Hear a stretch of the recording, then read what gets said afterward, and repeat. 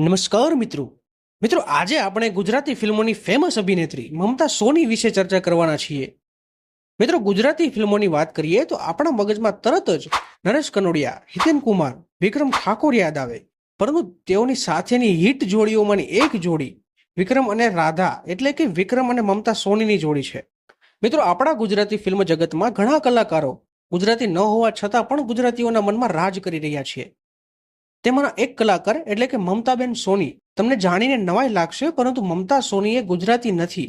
તેઓ મૂળ રાજસ્થાની ફેમિલીમાંથી આવે છે.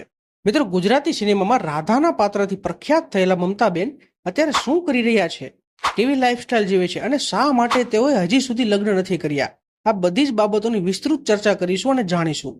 મિત્રો, મમતાબેન માત્ર ગુજરાતી જ નહીં પરંતુ મરાઠી અને રાજસ્થાની ફિલ્મોમાં પણ કામ કરી ચૂક્યા છે, પરંતુ ગુજરાતમાં તેઓને વધુ લોકપ્રિયતા મળી છે. મમતાબેન સોની મૂળ અજમેરના નાનકડા ગામ ભદોરના વતની છે. તેમના માતા મૂળ પાટણના છે અને પપ્પા એન્જિનિયર છે. મમતાબેન એક રાજસ્થાની પરિવારમાંથી આવે છે, જ્યાં તેમના ઘરની સ્ત્રીઓને બહુ બહાર નીકળવા માટેની છૂટ નથી હોતી. તેમના ઘરમાંથી દૂર દૂર સુધી કોઈ પણ ફિલ્મ જગતની સાથે જોડાયેલા નથી. મમતાબેનને નાનપણથી જ એક્ટિંગ અને ડાન્સનો શોખ હતો. તેઓ નાના મોટા ડાન્સ કોમ્પિટિશનમાં ભાગ પણ લેતા હતા. એકવાર તેઓ ડાન્સ કોમ્પિટિશન માટે જામનગર આવ્યા. ત્યાં તેમની મુલાકાત ગુજરાતી ફિલ્મોના એક જાણીતા કેમેરામેન સાથે થઈ. તેમણે મમતાબેન સોનીને ગુજરાતી ફિલ્મોમાં કામ કરવા માટે જણાવ્યું. ત્યારબાદ તેમણે ગુજરાતી ફિલ્મોમાં કામ ચાલુ કર્યું. પરંતુ વિક્રમ ઠાકોર જોડેની એક ફિલ્મ એકવાર પીયુને મળવા આવજે રિલીઝ થયાના બાદ જ વિક્રમ અને રાધાની જોડી સુપર હિટ થઈ ગઈ.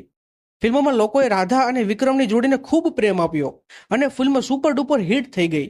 ત્યારબાદ તેમની એક પછી એક સુપરહિટ ફિલ્મો બનવા લાગી, જેમ કે બેવફા પરદેશી, રાધા તારા વિના મને ગમતું નથી, તને પારકી માનું કે પોતાની, પ્રેમી ઝૂક્યા નથી અને ઝૂકશે પણ નહીં, એક રાધા એક મીરા, કોણ હલાવે લીમડી કોણ ઝુલાવી પીપડી, આખા જગથી નિરાલી મારી સાજણા, જગ જીતે નહીં અને હૈયું હારે નહીં.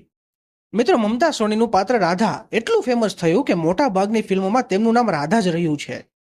મિત્રો, મમતાબેન ફિલ્મો ઉપરાંત સ્ટેજ પ્રોગ્રામમાં પણ શાયરી કરીને પોતાની અલગ ઓળખાણ ઊભી કરી છે.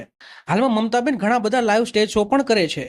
તેમના ઇન્સ્ટાગ્રામમાં 1.1 મિલિયન કરતાં પણ વધારે ફોલોવર્સ છે. મમતા સોની ભાજપ સાથે પણ જોડાયેલા છે.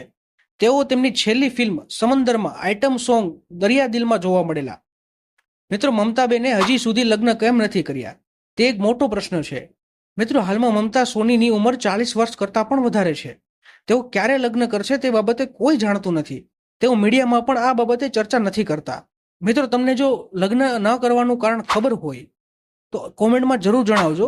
અને તમે પણ વિક્રમભાઈ ઠાકોર અને મમતાબેન સોનીના ફેન હોય તો વિડીયોને લાઈક જરૂર કરજો. ધન્યવાદ.